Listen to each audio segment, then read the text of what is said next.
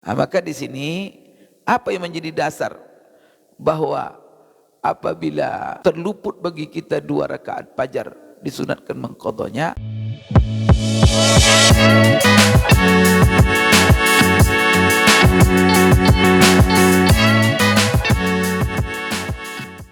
Ya. Katanya sholat sunat fajar ini bisa diqadha kalau seandainya kita tidak sempat pada waktu sebelum subuh, bisa diqadha setelah sholat subuh. Tapi ada juga saya pernah mendengarkan Ustaz, kita bisa mengqadha ini kalau memang kita rutin melaksanakan sholat sunat fajar Ustaz. Apakah Ya. demikian hadisnya? Baik, ini Bapak Ibu sekalian, masalah mengqadha 2 rakaat fajar. Nah, ini 2 rakaat fajar ini saking kuatnya sunatnya itu. Kalau terluput oleh kita, lupa, disunatkan kita dianjurkan kita mengqadhanya. Nah, jadi ini Bapak Ibu sekalian, ada dua pendapat dalam masalah ini. Kapan mengqadhanya itu? Waktu mengqadhanya. Satu pendapat mengatakan bahwa mengqadha 2 rakaat fajar itu boleh setelah sholat subuh.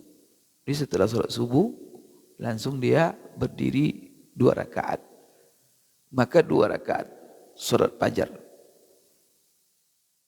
Ini diantaranya pendapat Imam Ahmad. Maka Bapak Ibu lihat di Masjid Nabawi itu di Mekah, orang setelah sholat subuh berdiri dia sholat sunat. Nah, padahal kalau selesai sholat subuh itu waktu terlarang sholat sunat. Nah, terlarang sholat sunat. Kenapa rupanya dia bukan sholat sunat mutlak, tapi dia sholat sunat mengqadha 2 rakaat fajar. Nah, yang kedua Bapak Ibu sekalian, seperti Syafi'iyah mengatakan bahwa disunatkan mengqadhanya tapi waktunya setelah masuk waktu duha. Karena setelah subuh itu adalah waktu yang dilarang salat sunat. Itu menurut Syafi'iyah jumhur. Nah, maka di sini apa yang menjadi dasar bahwa apabila terluput bagi kita 2 rakaat fajar disunatkan mengqadhanya. Tapi nanti saya juga jelaskan apa yang dikatakan Pak Haji tadi. Ada orang mengatakan kalau dia rutin, kalau tidak rutin tidak dari saya, itu tidak ada kaitan. Saya tidak temukan batasan itu. Kalau rutin dia lakukan baru dia qadha, kalau tidak rutin tidak diperlu dia qadha. Batasan itu juga saya tidak tahu Bapak Ibu sekalian. Baik, jadi kalau seandainya, jadi sebagian ulama jumhur tadi dia sholat setelah terbit matahari dan sudah masuk waktu duha. Karena ada hadis yang sahih dari Rasulullah SAW yang menjelaskan masalah itu. Dan sebagian ulama Hambali mengatakan setelah sholat subuh diqadha langsung. Jadi ada hadis yang sahih dari Rasulullah SAW bahwa dia pernah annahu ra'a rajulan yusalli ba'da as-salah faqala lahu atusalli subha arba'an. Jadi pernah Rasulullah setelah salat subuh dilihatnya ada sahabat berdiri dia 2 rakaat. Orang sudah selesai salat, dia salat lagi. Langsung Rasulullah tanya dia, atusalli subha arba'an? Apakah kamu salat subuh 4 rakaat? Rasulullah bertanya. Apa dijawabnya? Faqala ya Rasulullah, innaha sunnatul fajr lam usalliha qabla salat. Enggak ya Rasulullah, 2 rakaat setelah subuh tadi itu adalah 2 rakaat sunat fajar. Yang tadi saya tak sempat melakukannya sebelum salat. Itu kata sahabat tadi. Apa jawaban Rasulullah sallallahu alaihi wasallam? Fasakata anhu Nabiyyu sallallahu alaihi wasallam. Lalu Nabi diam, tidak marah. Tidak komentar lagi Rasulullah. Tidak komentarnya Rasulullah ini, itulah yang diambil dalil oleh Imam Ahmad bahwa mengqadha 2 rakaat salat subuh itu dibolehkan langsung setelah subuh. Karena ada hadisnya. Karena Rasulullah ketika dia melihat ya 2 rakaat, kamu salat subuh 4 rakaat. Enggak ya Rasulullah. 2 rakaat setelah subuh ini 2 rakaat salat sunat subuh yang belum tadi sempat saya kerjakan sebelum subuh.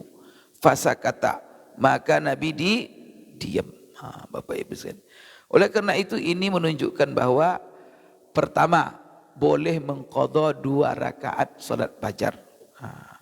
Kemudian Bapak Ibu sekalian, hadis ini sebagai pengecualian. Karena Rasulullah dalam hadis yang lain yang sahih juga mengatakan la salata ba'dal fajri, la salata ba'das subhi. Tidak ada salat setelah salat subuh. Jadi tidak ada salat kata Rasulullah setelah salat subuh. Jadi di sinilah satu sisi Rasulullah mengatakan tidak ada satu pun salat setelah salat subuh. Maka hadis ini dijadikan oleh Imam Syafi'i dan jumhur, kalau mengqadha 2 rakaat fajar jangan setelah subuh karena ada hadis larangan. Maka bagaimana? Ditunda sampai datangnya waktu duha yang memang di situ dibolehkan salat.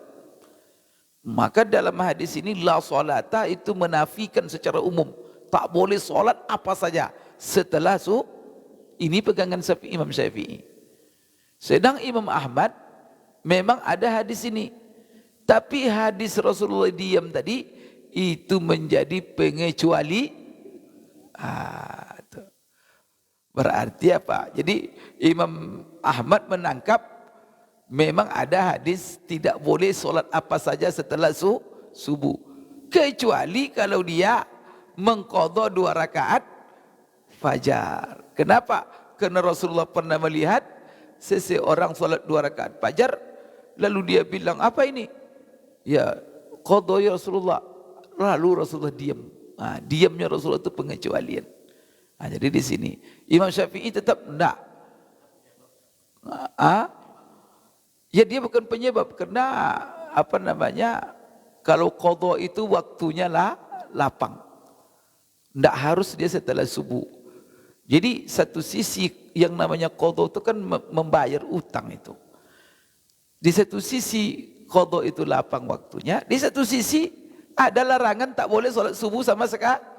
Kata Rasulullah salata ba'da subuh. Tak boleh ada salat apa saja setelah subuh. Untuk menghindari ini, maka Imam Syafi'i mengatakan kalau juga mau mengqadha, qadha setelah masuk waktu duha. Maka itulah amalan.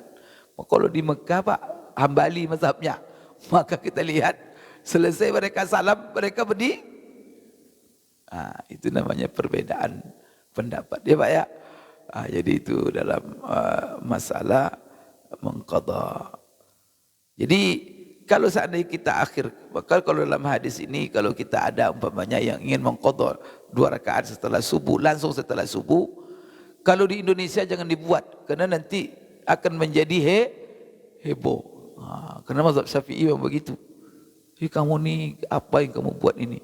Tidak ada salat sunat. Kalau kita nanti pergi ke Madinah, ke Mekah, itu kita lihat orang 2 rakaat setelah subuh salat dia dimaklumi. Oh ini mazhab Hambali, mereka mengqadha.